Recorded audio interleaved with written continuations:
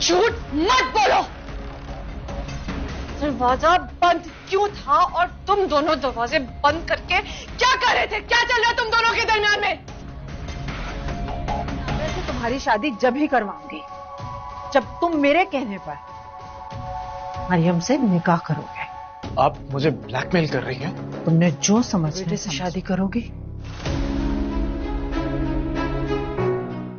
राबिया ने अपनी तरफ से तो जो चाल चली थी पर यही ख्याल था कि शावेज की मां को वो मरियम के खिलाफ करके घर से निकलवा देगी, कि वो क्या जानती थी कि इस बात का असर उल्टा हो जाएगा। राबिया जब फंक्शन के बाद शावेज के कमरे में मरियम को भेजेगी कि वो जाकर कोई चीज़ शावेज के कमरे में रख आए।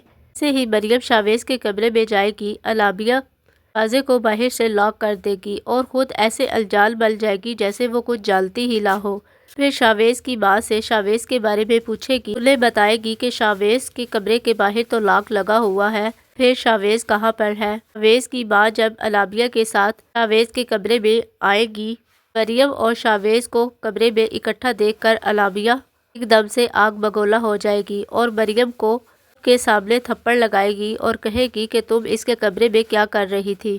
शावेज की माँ जब मरियम से पूछेगी कि तुम शावेज के कमरे में क्यों आई हो, तो मरियम रोते हुए कहेगी, मुझे तो अलाबिया ने भेजा था कि जाकर कमरे में ये चीज़ रखाओ, तो बस वही चीज़ रखने के लिए आई थी। यहाँ पर अलाबिया अपने घर जाकर भी इतना शोर शराबा करेगी।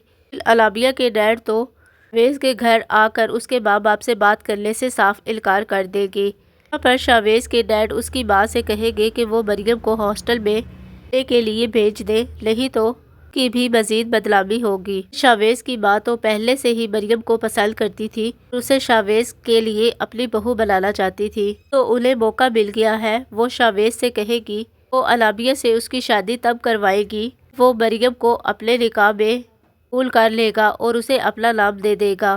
शावेज पहले तो इस बात के लिए राजी नहीं होगा, लेकिन उसकी माँ उसे कहेगी, अगर तुम जिद्दी हो तो फिर मैं भी तुम्हारी माँ हूँ, तक तुम मेरी बात नहीं मानोगे, मैं भी तुम्हारी कोई बात नहीं मानूंगी।